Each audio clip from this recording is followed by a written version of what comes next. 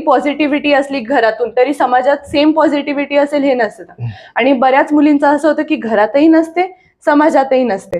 So जरी घरात positivity नसली तरी तुम्ही जर ठाम आहात तुमच्या मतावर की तुम्हाला हे करायचंय, सो ते तुम्ही एकदा करून दाखवायचं. तुम्ही पहिले तुमच्या पायावर उभं राहणं हे खूप महत्वाचं आहे. तुम्ही ते एज्युकेशन फील्ड पासून, जसं मी स्टार्ट केलं, आधी मी एज्युकेशन फील्ड झालं, मी जॉब केला, त्यानंतर मी हे प्रूव्ह करायला स्टार्ट केलं, तेव्हा समाजाने माझ्याकडे त्या नजरेने बघायला स्टार्ट केलं. कारण कितीही म्हटलं तरी कोपरगाव हे छोटं शहर आहे, त्याच्यामुळे जितकं थॉट प्रोसेस असलं पाहिजे लोकांचं तितके तिथे नसतं.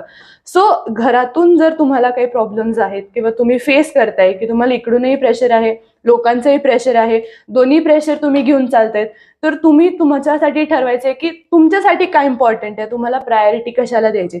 आणि जर तुम्हाला घरचं सुख बघायचं असेल तर तुम्ही आधी तेवढं मिळवणं गरजेचं आहे. कारण एक असतं ना की घरात